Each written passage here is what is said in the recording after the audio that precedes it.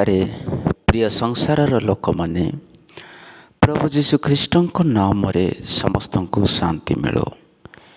ଏ ସମୟରେ ମୁଁ ପବିତ୍ର ଗ୍ରନ୍ଥ ବାଇବଲର ବ୍ୟାଖ୍ୟା କରିବାକୁ ଯାଉଅଛି।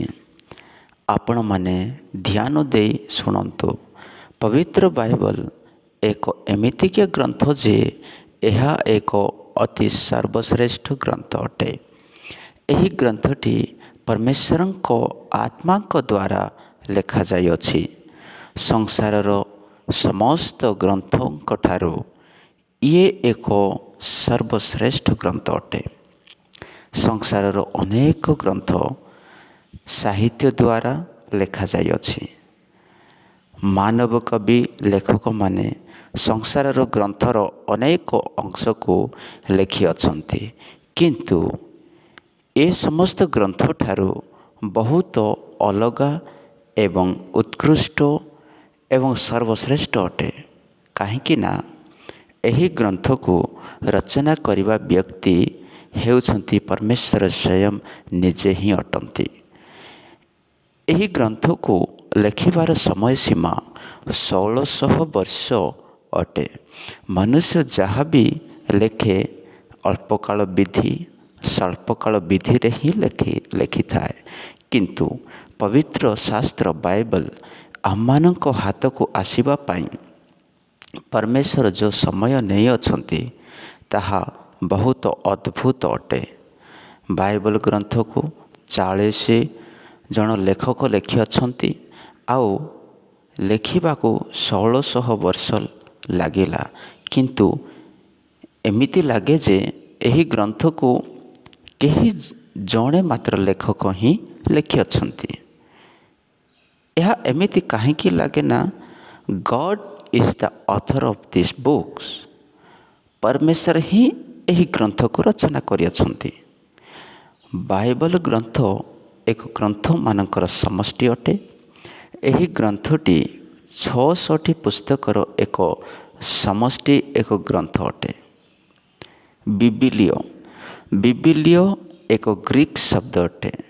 ଏହାର ଅର୍ଥ ଅଟେ ଯେ ଦ ଲାଇବ୍ରେରୀ ଅଫ୍ ଦ ବୁକ୍ସ। ଏହି ଅର୍ଥକୁ ବାଇବଲ ଗ୍ରନ୍ଥଟି ପ୍ରକାଶିତ ହୋଇଅଛି। ପରମେଶ୍ୱରଙ୍କର ବାକ୍ୟ ଆମ୍ଭମାନଙ୍କ ନିକଟକୁ ପହଞ୍ଚିବା ପାଇଁ ଯେଉଁ ନିଷ୍ପତ୍ତି ନେଇଅଛନ୍ତି ତାହା ମୁଁ ଦ୍ୱିତୀୟ ଭାଗରେ ଏହା ବିବରଣ କରିବି। ଏହି ପ୍ରଥମ ଭାଗରେ ବାଇବଲର ପୁସ୍ତକମାନଙ୍କ ବିଷୟରେ ମୁଁ କହିବାକୁ ଚାହେଁ। ବାଇବଲର ପ୍ରଥମ 5 ପୁସ୍ତକ ପେଣ୍ଟାଟ୍ୟୁକ ମୋଶେଙ୍କ ଦ୍ୱାରା ଲେଖାଯାଇଅଛି।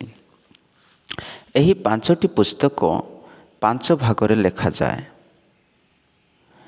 ଖ୍ରୀଷ୍ଟପୂର୍ବ 1400 ବର୍ଷ ଠାରୁ 1450 ବର୍ଷ ମଧ୍ୟରେ ଏହି 5ଗୋଟି ପୁସ୍ତକକୁ ମୋଶେଙ୍କ ଦ୍ୱାରା ଲେଖାଯାଇଅଛି।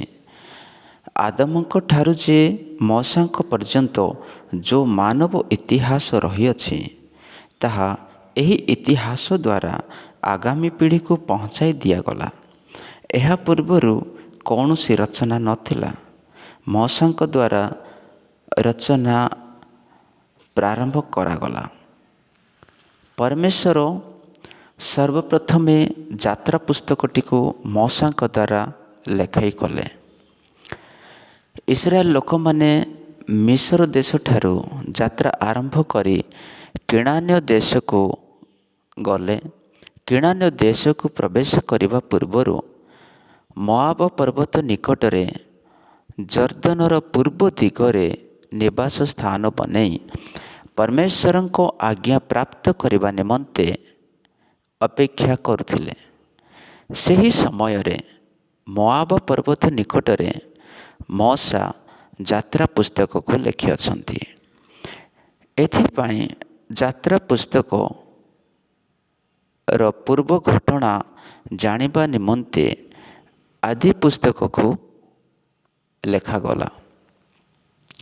ଲେବୀୟମାନଙ୍କୁ ବ୍ୟବସ୍ଥା ଦେବା ନିମନ୍ତେ ଲେବ୍ୟବସ୍ଥା ପୁସ୍ତକ ଲେଖାଗଲା। ମିଶର ଦେଶଠାରୁ ଇସ୍ରାଏଲ ଲୋକମାନେ ଯେଉଁ ବାହାରି ଆସିଲେ ସେମାନଙ୍କୁ ମଶା ଗଣିବା ପାଇଁ କହିଲେ। ମିଶର ଦେଶଠାରୁ ବାହାରି ଆସିବା ଇସ୍ରାଏଲ ଲୋକମାନଙ୍କର ସଂଖ୍ୟା 6 ଲକ୍ଷ ଥିଲା।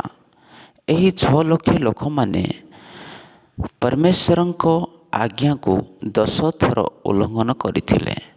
ଏଥିପାଇଁ ସେହି ସମୟରେ 20 ବର୍ଷ ବୟସଠାରୁ ଯେ 50 ବର୍ଷ ବୟସ ପର୍ଯ୍ୟନ୍ତ ଯାହାର ଗଣନା କରାଯାଇଥିଲା, ଯହୋଶୁଆ ଓ କାଲେବଙ୍କୁ ଛାଡ଼ି କେହି ମଧ୍ୟ ଜୀବିତ ରହିଲେ ନାହିଁ। ସମସ୍ତଙ୍କର ମୃତ୍ୟୁ ହେଲା। ଏଥିପାଇଁ ମଶା ପୁନର୍ବାର ଜଙ୍ଗଲରେ ଜନଗଣନା କରାଇଲେ। ଏହା ଥିଲା ଦ୍ୱିତୀୟ ଜନଗଣନା। ଆଉ ଇଏ ଏକ ନୂଆ ଯୁଗ ଥିଲା। ଏହାର ଅର୍ଥ ମିଶର ଦେଶକୁ ଛାଡ଼ି କିଣାନ୍ୟ ଦେଶର ଯାତ୍ରା ମଧ୍ୟରେ 20 ବର୍ଷ ବୟସର ଲୋକ, ଯାତ୍ରା ମଧ୍ୟରେ ଜନ୍ମିଥିବା ନବଜାତ ଶିଶୁ, 20 ବର୍ଷ ବୟସଠାରୁ ଉର୍ଦ୍ଧ୍ୱ ଏବଂ ପ୍ରଥମ ଜନଗଣନାର 19 ବର୍ଷରୁ କମ୍ ବୟସ ଲୋକ ମିଶି ବର୍ତ୍ତମାନ 6 ଲକ୍ଷ ହେଲେ। ଏ ଦ୍ୱିତୀୟ ଯୁଗର ଲୋକମାନଙ୍କୁ ପୁନର୍ବାର ବ୍ୟବସ୍ଥା ଦିଆଗଲା। ଏହି ବ୍ୟବସ୍ଥାଟି ହେଲା ଦ୍ୱିତୀୟ ବିବରଣ, ଯାହାକୁ ପ୍ରଥମ ବିବରଣ ଦିଆଯାଇଥିଲା। ତାହା ହେଲା ଯାତ୍ରା ପୁସ୍ତକ, ଲେବ୍ ବ୍ୟବସ୍ଥା ପୁସ୍ତକ ଏବଂ ଗଣନା ପୁସ୍ତକରେ ଏହା ବର୍ଣ୍ଣିତ ଅଛି। ଇସ୍ରାଏଲମାନଙ୍କର ଗଣନା କରାଯାଇଥିଲା। ପରମେଶ୍ୱର କି ପ୍ରକାରେ ତାଙ୍କୁ ଦର୍ଶନ ଦେଲେ ଏବଂ କେମିତି ପରମେଶ୍ୱର ଚଲେଇଲେ ଏବଂ ଏ ସମସ୍ତ ଅନୁଭବକୁ ଦ୍ୱିତୀୟ ପିଢ଼ିକୁ କହିବା ପାଇଁ ପରମେଶ୍ୱର ବ୍ୟବସ୍ଥା ବିବରଣ ଲେଖେଇ କଲେ। ଖ୍ରୀଷ୍ଟପୂର୍ବ 1450 ଠାରୁ ଖ୍ରୀଷ୍ଟପୂର୍ବ 1400 ବର୍ଷ ମଧ୍ୟରେ ମଶା ଏହି 5ଟି ପୁସ୍ତକ ଲେଖିଅଛନ୍ତି। ଯଦି ଆମ୍ଭେମାନେ ପବିତ୍ର ଗ୍ରନ୍ଥ ବାଇବଲକୁ ଦେଖିବା, ପରମେଶ୍ୱର କି ପ୍ରକାରେ ଏହି ଗ୍ରନ୍ଥକୁ ଆଣିଅଛନ୍ତି ଦେଖିବା ଦ୍ୱାରା ହିବ୍ରୁ ବାଇବଲରେ ଟେନାକ୍ ଶବ୍ଦ ହିବ୍ରୁ ବାଇବଲ ଅଟେ। ଏହାର ଅର୍ଥ ଅଟେ ତୋରା, ଅର୍ଥାତ୍ ଧର୍ମଶାସ୍ତ୍ର। ଏହି ଧର୍ମଶାସ୍ତ୍ରରେ 5ଟି ପୁସ୍ତକ ରହିଅଛି। ଏହି 5ଟି ପୁସ୍ତକକୁ ମଶା ଲେଖିଅଛନ୍ତି। ଏହା ପରେ ଚରିତ୍ରର ବିବରଣ ଦିଆଯାଇଅଛି। ଏହି ଗ୍ରନ୍ଥରେ ଯହୋଶୁଆଙ୍କ ଠାରୁ ଏଷ୍ଟର ପୁସ୍ତକ ପର୍ଯ୍ୟନ୍ତ ଚରିତ୍ରର ପୁସ୍ତକ ଅଟନ୍ତି। ତାପରେ ଆୟୁବ ପୁସ୍ତକ ଠାରୁ ପରମ ଗୀତ ପର୍ଯ୍ୟନ୍ତ ପଦ୍ୟ ଭାଗ ରୂପରେ ଦେଖାଯାଏ। ଏହାପରେ ମେଜର ପ୍ରଫେଟ୍ସ, ମାଇନର ପ୍ରଫେଟ୍ସ ଅର୍ଥାତ୍ ବଡ଼ ଭବିଷ୍ୟବକ୍ତା ଓ ଛୋଟ ଭବିଷ୍ୟବକ୍ତା। ବଡ଼ ଭବିଷ୍ୟବକ୍ତା ପୁସ୍ତକରେ 5ଟି ପୁସ୍ତକ ଏବଂ ଛୋଟ ଭବିଷ୍ୟବକ୍ତା ପୁସ୍ତକମାନଙ୍କଠାରେ 12ଟି ପୁସ୍ତକ ରହିଅଛି। ଏହି ପ୍ରକାରେ ବାଇବଲର ପୁରାତନ ନିୟମକୁ 5ଟି ଭାଗରେ ଭାଗ କରାଯାଇଅଛି। ପୁରାତନ ନିୟମରେ ଆମେ ଦେଖିବାକୁ ପାଉ ଯେ ଟେନାକ୍, ହିବ୍ରୁ ବାଇବଲ, ଟୋରା ଇନ୍ ସେକ୍ସନ୍ ଅର୍ ଲା କୁହାଯାଏ। ଏହାକୁ ହିଁ ପେଣ୍ଟାଟ୍ୟୁକ୍ ଅର୍ଥାତ୍ ପଞ୍ଚଗ୍ରନ୍ଥ କୁହାଯାଏ।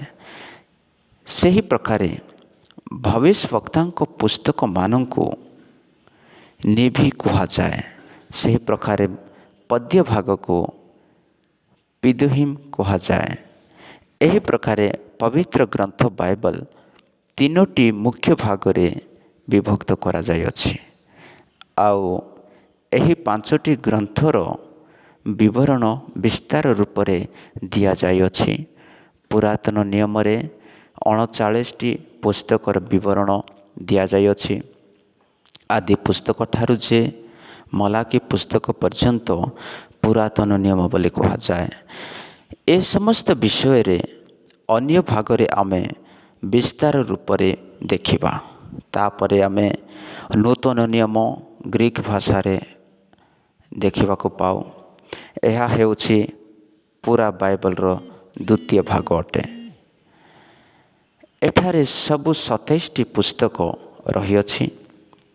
ଏ ସମସ୍ତ ପୁସ୍ତକ ଗୁଡ଼ାକ ପ୍ରଥମ ଶତାବ୍ଦୀରେ ଲେଖିବାକୁ ଆରମ୍ଭ କରାଗଲା।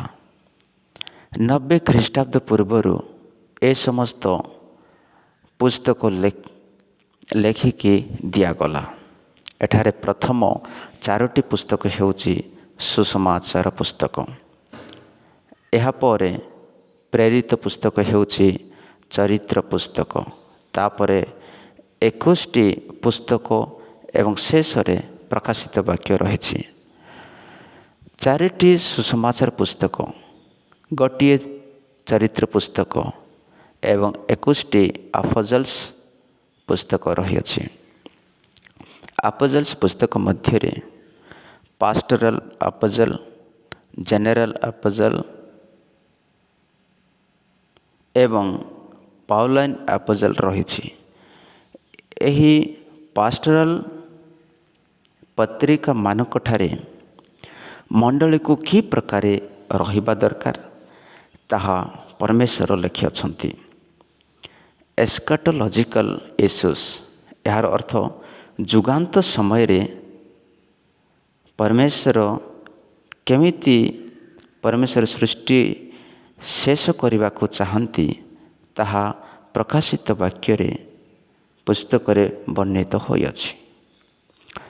ପ୍ରଭୁ ଯୀଶୁଖ୍ରୀଷ୍ଟଙ୍କର ପ୍ରିୟ ଶିଷ୍ୟ ଯୋହନଙ୍କୁ ପତ୍ମସ୍ ନାମକ ଦ୍ୱୀପରେ ପରମେଶ୍ୱର ଦର୍ଶନ ଦେଇଥିଲେ।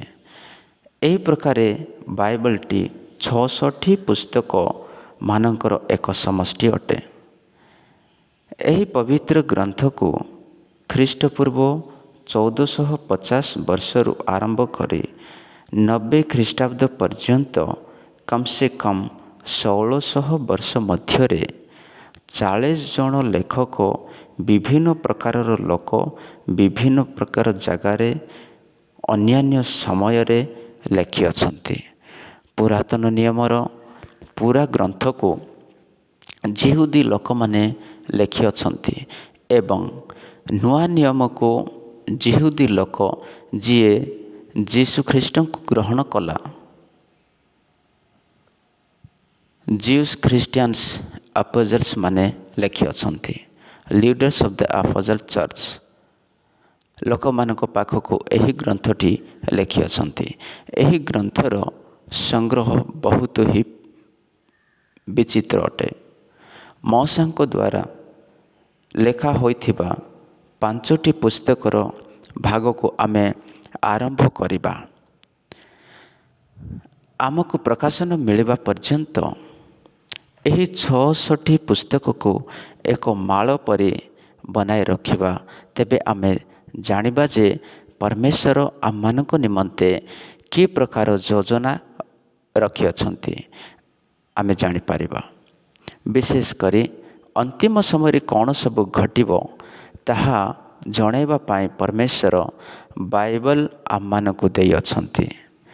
ମଉସାଙ୍କ ରଚନାକୁ ଆରମ୍ଭ କରିବା ସମୟ ପର୍ଯ୍ୟନ୍ତ କୌଣସି ରଚନା ନଥିଲା। ଏ ସମସ୍ତ ବିଷୟ ଆଗାମୀ ପିଢ଼ିକୁ କହିବା ନିମନ୍ତେ ମଉସାଙ୍କ ଦ୍ୱାରା ଲେଖାଯାଇଅଛି। ଏହା ପୂର୍ବରୁ ସିୟନ ପର୍ବତରେ ପରମେଶ୍ୱର ନିଜ ହାତରେ 10 ଆଜ୍ଞାକୁ ଲେଖି ମଉସାଙ୍କୁ ଦେଇଥିଲେ। ତେବେ କୁହାଯାଏ ଯେ ପବିତ୍ର ଗ୍ରନ୍ଥ ବାଇବଲକୁ ଲେଖିବା ପରମେଶ୍ୱରଙ୍କ ଠାରୁ ହିଁ ଆରମ୍ଭ ହୋଇଅଛି। ମଉସା ଭବିଷ୍ୟବକ୍ତାଙ୍କୁ ଦିଆଯାଇଥିବା ପ୍ରକାଶନ ବାକ୍ୟ ଦ୍ୱାରା 5 ଭାଗକୁ ମଉସାଙ୍କ ଦ୍ୱାରା ସ୍ପଷ୍ଟ ଭାବରେ ପରମେଶ୍ୱର ଲେଖାଇଲେ। ସେହି ସମୟଠାରୁ ନେଇ ଇସ୍ରାଏଲ ମାନଙ୍କର ଇତିହାସର ବିବରଣ ମଲାଖୀ ପୁସ୍ତକ ପର୍ଯ୍ୟନ୍ତ ଦିଆଯାଇଅଛି। ଇସ୍ରାଏଲ ମାନଙ୍କର ଇତିହାସରେ ଯେଉଁ ଘଟଣା ଗୁଡ଼ିକ ଘଟିଛି ସେଥିରେ परमेश्वरंकर प्रकाशन, परमेश्वरंकर ज्ञान, परमेश्वरंकर योजना को स्पष्ट भाव में कहुଯାଇଛି। संसारर दर्शक माने ध्यान दियंतु जे ए अनुग्रहर जुगरे परमेश्वर आमानकु अनुग्रह करियछन्ति एवं जीशुंकर द्वितीय आगमन पूर्वरु परमेश्वर आम्भमानकु पवित्र ग्रंथ बाइबल देइछन्ति। 6400 भाषारे अत्याधिक भाषारे लेखा होइतिबा ग्रंथ हेउछि आम्मानकर पवित्र ग्रंथ बाइबल। अनेक भाषावादी लोक मानकु निज भाषारे पढ़िबा पाई बाइबल को निज भाषारे पहुँचाई दिया जाउछि। ए समस्त बाइबल र संपूर्ण वाक्य आम द्वारा पहुँचाई दिया जाउछि। परमेश्वर तांकरी अनुग्रह द्वारा यह करिबा पाई देउछन्ति। आपण मानकु आज ही उद्धार पाइबार अछि। एह दिन परमेश्वर द्वारा दिया जाइछि।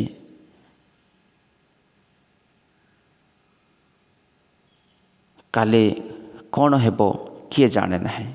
ए पर्यंत जदि आपण जीशु ख्रीष्ट को निजर मुक्तिदाता रूप में ग्रहण करिनाहंती तेबे अनंत जीवन को हरई बसिछंती। जदि आपण एही क्षणी प्रभु जीशु ख्रीष्ट को निजर मुक्तिदाता रूप में ग्रहण करछंती तेबे परमेश्वर आपणकर पाप को क्षमा करिवे। आपण को अनंत जीवन देवा पाई जीशु ख्रीष्ट प्रस्तुत अटंती। प्रभु जीशु मोर पाप को क्षमा करो आउ मते ग्रहण कर बोली प्रार्थना करंतु।